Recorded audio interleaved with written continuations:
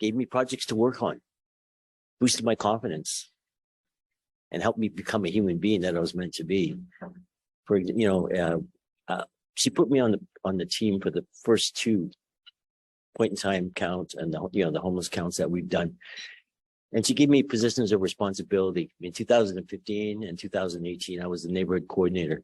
And in 2018, we put in, Christina, myself, and Brent Renslav put in a 17.5-hour day from 6:30 in the morning to midnight, running through roughly 300 volunteers, 140 some odd sets of volunteers that were going out on the streets and surveying people. And I did not think I would be able to make it through that day, but I did. And the next day and 5, 6, 7, 2 weeks following, I was on cloud 9 because my level of confidence had just risen 20 degrees. Christina, thank you. You were been so instrumental in my recovery and to get me to where I am today. And that is a place that I never thought I'd be. And I'm thank you. Yes.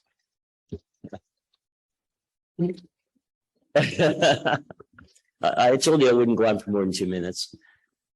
I'm really happy to be here. And the work that Manitoba Nonprofit Housing Association does is remarkable. You save lives and you contribute to people moving forward. But I think we can do even better. You're in one of those most enviable positions, having housing that is, and I hate using the term affordable because it means too many different things to too many different people.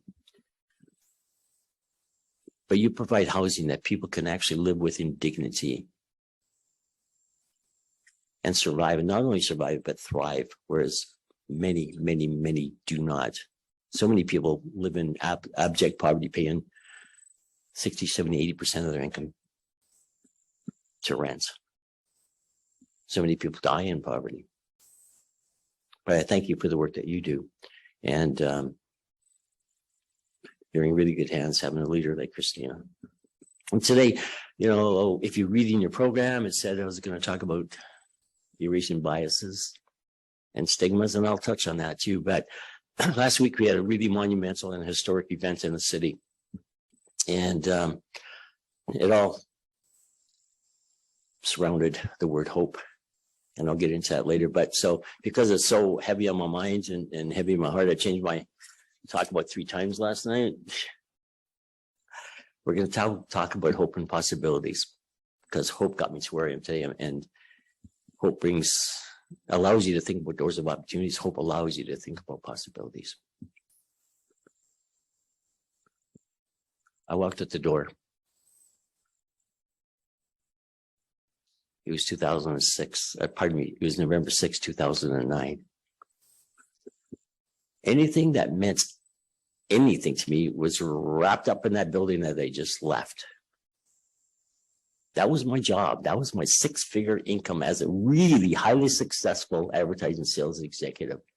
I was doing between 150 and 200 a year. The problem was my life was my job. My job was my life. I had nothing else in my life. I was estranged from my family. My friends were my work colleagues. I was pretty much an isolated person. I was suffering from clinical depression that was not medicated, not checked. I was too big a person to ever have to use medication. But 6 months prior to, I had heard that I was going to lose my job. It was denied by the bosses, but I heard it. And I circled November 6th on my calendar. And I was ridden with anxiety. Every Monday when I walked in that door, I thought that maybe this is the day they're going to let me go. They're going to change their mind and not wait all the way to November 6th. But they need my skills. They need my ability to sell and make money.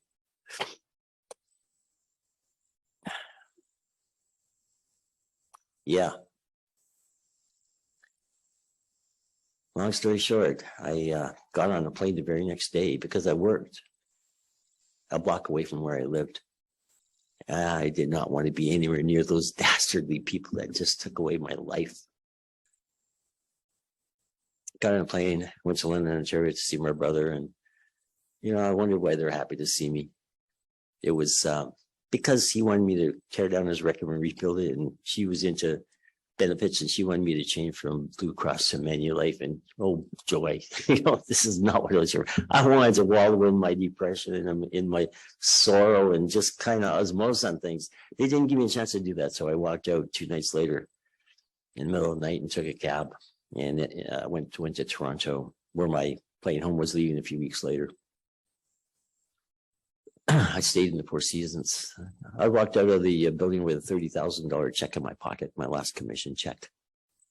And I was bound and determined to spend my way out of my depression. Stay at the Four Seasons, one of the high rent district places. Ate at all the fine restaurants. I always was interested in trying foie gras. And it's the most expensive thing on the menu, and I tried it and I loved it, and I had 6 days in a row. But nothing I did made me feel good. Nothing. I had a plane ticket to go home a couple weeks later. I ripped it up, threw it in the garbage. I did not want to get home in 2.5 hours. 30 hours is more like it. I took a train. And when I ended up in Thunder Bay, I was literally shaking that. I did not want to go home. I bought another train ticket to Vancouver. I went to Vancouver and stayed in the Four Seasons. In Toronto, I think I said Four Seasons, but I stayed in the Royal York in Toronto and the Four Seasons in Vancouver. And it's something unusual for me. I took people living on East Hastings, which is the epitome of homelessness in this country. If you've ever been to Vancouver, East Hastings is it, brother. I took people from East Hastings out for dinner. Spent $400 or $500. I thought maybe if I do something good for somebody else, I'll start feeling better. Of course, it didn't work. I ended up getting home, and I got home on Christmas Day, and no travelings at Christmas because I left on November 7th. Nothing in the fridge. Hey, if you're stuck on Christmas Day, phone Domino's, they're open. I hate Domino's, but it was the only thing I had to eat that day. But my life really started turning downwards, really started spiraling. And my purpose was in my job. I had nothing. When you're living that empty a life, and everything about you is about your job, nothing good can happen. I started having suicidal ideation. One day I just walked away from my apartment, $10,000 worth of furniture. I'd sold my Mercedes about 6 months prior to, so when I heard that I was going to lose my job. It was a nice ride. I didn't ride that much, but boy, what a status symbol. Yeah, that was me. I walked away and moved into the Simone Gordon Inn in the park for about 6 weeks. And I started thinking about how I'm going to end my life. That was the primary thought, is how I'm going to end my life. It was a cold winter in 2010, minus 30, minus 40 nights. And I thought hypothermia. I was too afraid. I didn't want to hurt myself. I hated pain. I didn't want to cut my wrists. I hate blood. So, okay, hypothermia, let's do this. And, I'd eaten a place called Mama Fo's on Phillips. And behind Mama Fo's, I'd seen about 13, 14 cars that they used for parts with a company called Diaz Auto that was sitting right there. It's not there anymore. It's called McWilliams Auto these days. But I put myself down in that automobile, in the automobile there. And guess what? I found a 64 Mercedes, piece of junk, but it was a Mercedes. I drove a Mercedes. So if you're going to go homeless, let's go and stop. However, leather seats are really, really cold and hard in wintertime, and they're not very nice in summer either. When the temperature is plus 30 and you're sitting in the car, not great. But I wasn't going to be out in the elements, so I was not going to be on the riverbank. I was going to need to have shelter for as long as I lived. And I thought I would only live like maybe 2 days. Somebody asked me, what was it like for your first day in the car? And I said, I wasn't worried about it. I was going to die the next morning. I prayed just to not wake up the next morning. Because all I took with me was 2 sets of clothes and 2 sets of shoes, a parka, an overcoat, and a couple of blankets and a pillow. I don't know how I survived that winter. I have no clue. Barely got frostbite. Somebody was looking after me. I was in that car for 14.5 months. And the degradation of homelessness is so overwhelming. Here's a guy making 150 a year sleeping in the back of a car. I collected drive-through change from McDonald's and Burger King and Jim's on the corner of McPhillips and William. I collected beer cans and beer bottles for 12 hours a day because they opened at 7 and closed at night. And I did not want them seeing me there and seeing my clothes in the car because that was my entire life.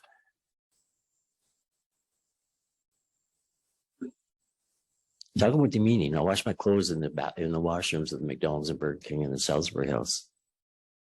And occasionally when somebody would come in, I'd turn around, I'd throw my clothes in the cubicles and they'd land in the toilet. And I was hoping that there's clean water in there because that's where they were going. Demeaning. The greatest casualty of homelessness besides loss of life, and we lose many people every year, well over 100.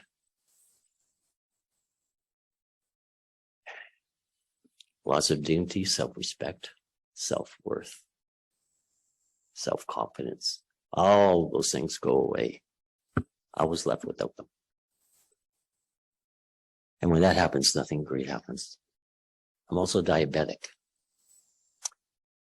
Having mental health issues and diabetes at the same time and not being medicated for either one of those is a really serious issue. And diabetes plays into mental health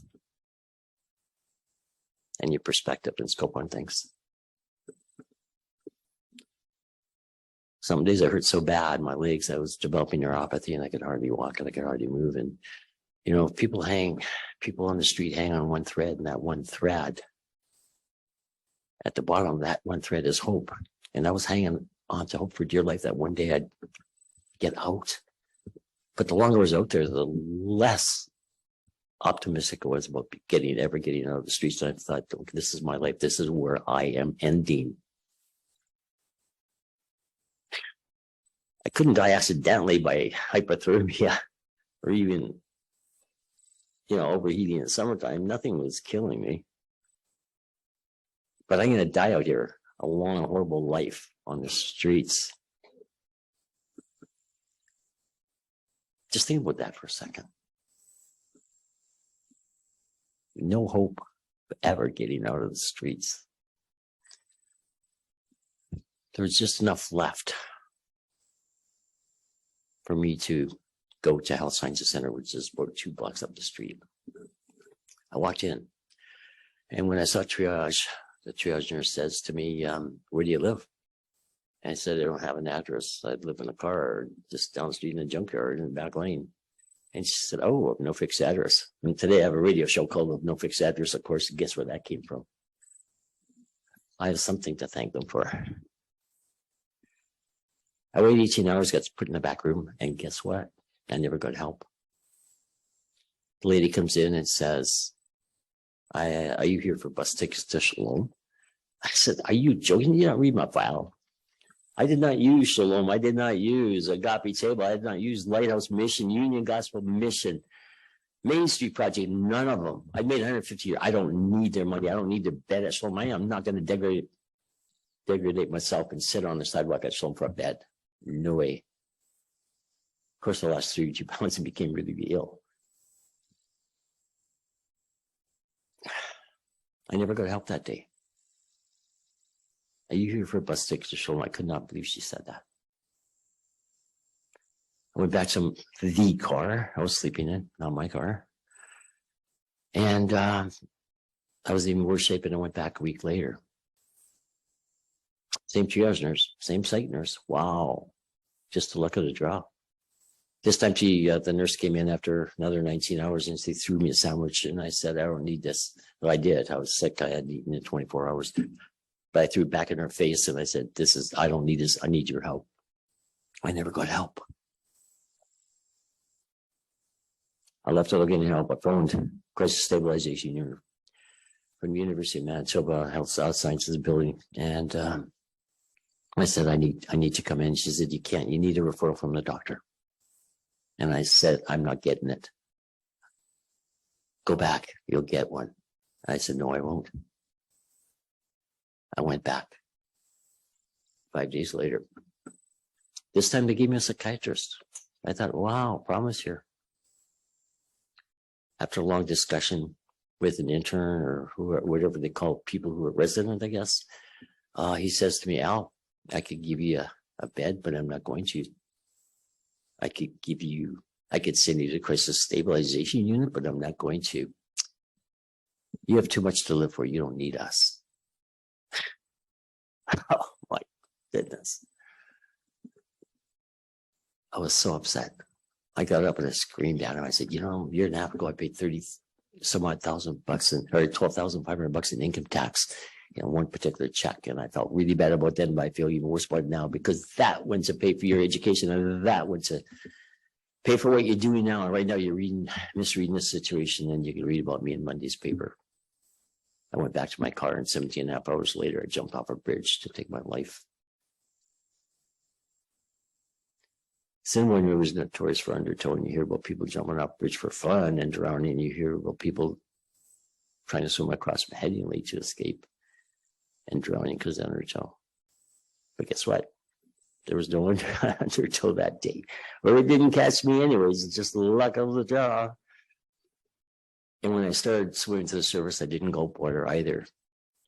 And I ended up on the banks of the river. And, for the first time, I encountered homeless people. People in camps, it's a big news every day these days about the camps. First time I encountered those people. And until that point in time, I thought that, wow, I'm not like those guys. I'm not like those people. I'm better than they are. But no, then I realized, you know what? I'd thrown all my clothes and everything in the river in front of me. I had zero. All I had was me. I had nothing except the clothes on my back. They at least have a tent, right? And they have community. There's like 4 or 5 or 6 of them. That was a hard pill to swallow. I'm just like one of those guys. Maybe worse. I took a kicking that particular night. The next day I was walking by clinic and they referred me to Misericordia Hospital after I told them what happened. I got the same rough treatment. Nurse says, well, you can see a doctor, but it's going to take 4 or 5 hours, but she can't help you. What kind of healthcare provider says to a drowning person, we can't help you? This is their job to say we can, to give encouragement. We can't help you. I did see a doctor. It only took half an hour. And she did send me to the crisis stabilization unit, and she did give me the medication I needed. And when I got to the crisis stabilization unit, where I stayed for only 3 days, they didn't work on my mental health. They worked on my diabetes. It was like nobody realized that people who are homeless are living in such trauma every single day, living on the edge every single day, that there's way more mental health issues than there ever is with anybody else. It's a trauma of day-to-day survival. And you know what? I kept on hearing these words from every single place I went. 4 times I actually heard it. Al, you got to work on things. Al, you got to work on things. Al, you got to work on things. Al, you got to work on things. How can these idiots not figure out that when you're homeless, all you have to work on is surviving one step after another, 1 minute after another, 1 hour after another? Getting through a day without trauma or something tragic happening. Couldn't believe it. I went back to the car, with nothing but myself. And I was really sick because the food hadn't agreed with me, having not eaten for 14 and a half months. And I decided to give St. Barnabas Hospital a try. And I found enough bus fare to catch a bus to St. B. And I was not going to walk over those 2 bridges just in case. And I realized I was in a different place. The nurse had security following me all over the place, whether they went to washroom, whether they went for a glass of water, whether they just went for a walk. Security was following me around. I was PO'd about it. But I got okay with it because I knew they were looking after me. 24 hours and 6 minutes later, I'd been put into a room at about the 23-hour mark. But 24 hours and 6 minutes, I was keeping time. A doctor came in.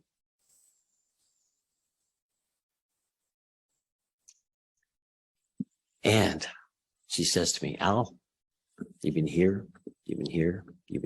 That couldn't help you, wouldn't help you, or did not want to help you. Today, I'm going to help you. Well, I knew it was in a different place anyways, because it made me put on one of those stupid hospital nightgowns that don't close in the back. And it was like 50 degrees or 10 degrees in that room, and I was freezing, but my goodness, at least they put me in one of those gowns and gave me just a little bit of hope, right? Just a little bit of hope, because I was in a nightgown now. Maybe something's going to happen.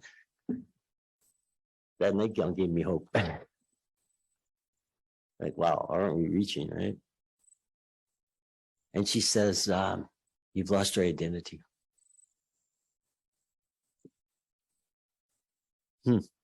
My identity is wrapped up in my job. Why couldn't those other healthcare providers and doctors see that? My identity is wrapped up in my $150,000 a year job.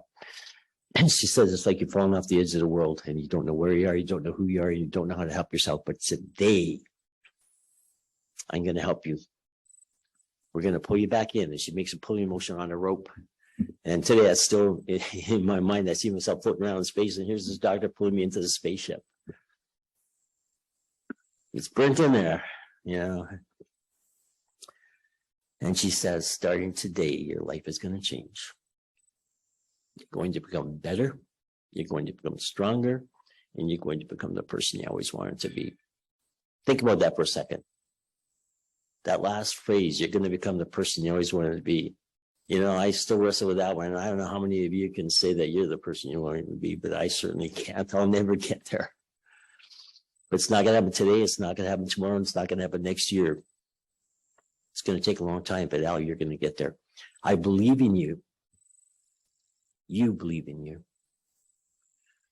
And she said something that just shakes me to my bone today. She said, someday you're going to be able to help people that are in the very same position that you are today. I fell off the chair and I fell on my knees on the floor and couldn't stop weeping for half an hour. Somebody had seen through the facade of homelessness and somebody had given me hope. And she sent me to Victoria Hospital and I stayed there for a month. She didn't have any beds. Whereas the other doctors kicked me out or didn't want to deal with me, she looked around the city for a hospital bed and found a bed in Victoria Hospital psych ward. And then I stayed there for a month. And here's the thing, that doctor gave me hope, right? First 2 days I was there, I couldn't eat, I couldn't sleep, I couldn't talk, I couldn't put two thoughts together because the trauma of everything was coming down. But when I could, I started thinking that someday I got to speak to the powers that be at the Winnipeg Regional Health Authority. Someday. But here I was, this homeless, broken down nobody with this mountain of psychiatric issues and problems. There I was. How was that ever going to happen? The doctor sent me to Salvation Army because he did not want me to be homeless. Salvation Army is homeless, but he did not want to be on my own. He wanted me to get 3 scores a day and be around people. I spent 14.5 months in Salvation Army. 4.5 months longer than I should have because the at-home chez soi program was taking up all, I'm sure some of you know about the at-home chez soi program. They were taking up all the apartments in the city and I could not get out. I could not get an apartment because that dastardly at-home chez soi program, the Housing First program, which is so important in housing people. I was interviewed for that program when I was at Salvation Army. And guess what? They interviewed 250 people, 500 people, and 250 people got apartments and new furniture and got to move on with their lives, and others didn't. And guess what? When they randomly selected the button, I was not selected. And I thought it was a conspiracy. But I thought, why do they want to keep me in Salvation Army for crying out loud? You know, Salvation Army does good work, but they're not for me. I can't be institutionalized. Make no mistake, they're a great organization. I finally got out. Ended up on Spence, right across the street from an organization called Mumway. It's a really great organization. There's a lot of good work. It's an Indigenous organization. They allowed this white boy from across the street to come in and volunteer for them for over 2 years. Yeah. I took courses like EIA advocacy. They saw enough in me to take. I took courses like EIA advocacy, suicide prevention. Here's a guy jumping on bridges and he's taking suicide prevention course. Got my food handlers, got my first aid CPR, on and on and on. I knew this was not going back to advertising, that's for sure. That gave me so much hope. And remember, I told you the greatest casualty of homelessness is the loss of self-respect, self-worth, dignity. Well, you know, it's like I get open up a cupboard door and put in one jar of confidence, another one, and another one, and another one, and another one. And soon I started feeling like a human being again. And I started feeling like, man, you know, it gave me so much hope that someday my life is going to change. This is leading me somewhere I don't know where. It was like I was in a raft on an ocean, on a rapidly rushing river, with no way of steering it, with no way of controlling where I was going. I was just going. One day they asked me to go volunteer at Wiebe, which is an at-home safe swat arm. You know, those dastardly people that rejected me. They wanted me to go be a drop-in a cook chef once a week for the at-home safe swat program. And we thought about it because I was still not a happy camper about all that. I ended up doing it 4 months later. Long story short, 4 months later, I said to the director, I can do more than cook. And she started getting me to help put people in manageable housing. 4 months later, an intensive case manager quit or was fired, still a little iffy about what happened there. But she says to me, Al, would you like a job? 2.5 years of homelessness, 2.5 years in recovery, and I'm asked for a job, not in advertising, not about money, but about keeping people in housing. Being an intensive case manager. Wow. I took the job. And guess what? I learned about the term lived experience. And Art and I were just talking about that. I looked on the roster and there were 12 people on that roster that I knew from my days at Salvation Army. 2.5 years. I hadn't seen them in 2.5 years, and 2.5 years later, I'm knocking on the door and I'm saying, by the way, I'm a new intensive case manager. Sure you are. Last time they saw me was, you know, lining up for food, putting up with the smell of urine, solvents in elevators, putting up with fights, putting up with the murders, all of that. But they knew I'd lived in their shoes, right? They knew that I'd been there with them. And I developed the greatest relationship with my folks, and I was able to move people forward. Yeah.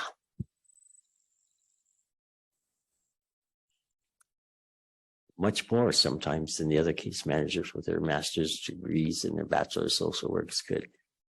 And, you know, the greatest combination, and I always say this, is the combination of masters and PhDs alongside lived experience, right? When you're watching a sporting event, be it a football game, a hockey game, any sporting event, you have a color commentator or a commentator that calls the game, right? Exactly how he sees it.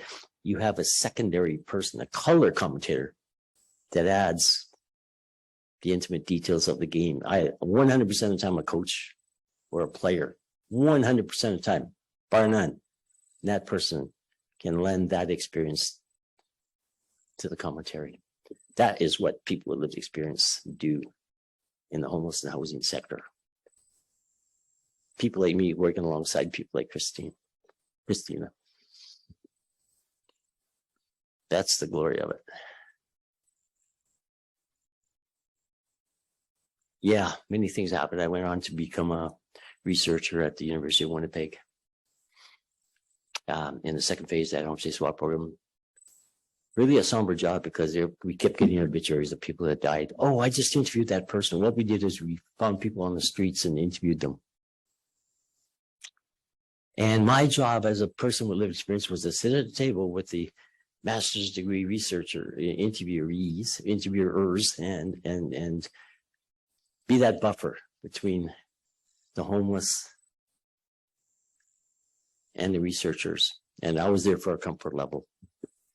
Did that for a little over 2 years. What a remarkable job. And then we interviewed the others. And you know what? We lost 10% of the 500 in Winnipeg. 10%. This is the lingering effect of homelessness. We can never do enough.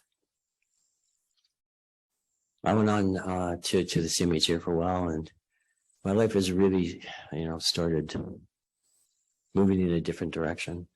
In 2016, I was called to Ottawa to become the first part of the first ever expert roundtable on homelessness, along with presidents of universities, vice presidents of tall thinkers and the PhDs in this country. And there's me.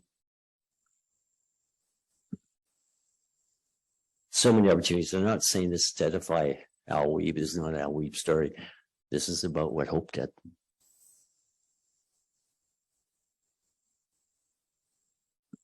Remember that busted down person in Victoria Hospital? Wow. I was working at the University of Winnipeg, and I got an email or a call from a person named Sharon Kirpatwan. Some of you might know her. She's an executive director with the WRHA. Okay. I'm giving the 2-minute thing. This is really important. And I won't get everything said today, but you can talk to me later. She says, I need to come see you. She came and saw me at University of Winnipeg, and we talked for 2.5 hours. And she said to me, I need to know whether you're ready to take on the WRHA. What? Remember that broken down homeless person, right? First of all, I got to speak to the executive directors only of WHA, of EIA welfare, of Manitoba Child Publishers, of AFM, and all the strategic stakeholders at WHA. Then, 6 months later, I stood in front of 147 department heads at their Dear Lodge Center. 147 department heads of the WHA and the entire hierarchy, and talked to them about health equity, equal health care for people on Main Street to those living in River Heights. And I told them, I don't know what I'm doing here because you got too far a way to go. So many great opportunities. I could not have gotten there without that one word, hope. It's so really, really important. How are we going to, in our positions, so everyone is, we can offer hope, sorry, but how are we going to do that? It starts with hope, but hope leads to thinking about opening doors, opportunities, and hope leads to possibilities. Just last week, after a 4-year struggle, we managed to get an area between Main Street and King Street, between the Bell Hotel and 650 Main Street, officially named Hope Alley from Henry Avenue. We got to put an official street sign, an official City of Winnipeg street sign up on the light standard there for everybody to see. Like, wow, it's so important to have that word right there for those people in that passageway. It's a passageway, and it's a gathering place to see 30, 40 people there every day. I have my homeless memorial service every year. And I thought we need to do something with the word hope. And so now we have those people looking at that word every day. It gives them something to aspire to. We all have a role to play in that. We can never do too little. We can never do too much. And sometimes it's saying nothing. But we have a responsibility to do something. And those of us that can have to, this is my favorite phrase. And because there are so many that can't. They want to, but they can't. Everybody in this room can. So, we're not in a utopian world where there's no homelessness and people aren't living in poverty. So we have to do what we can. And one thing that we can do is deliver hope to folks. Let's do that. Thank you.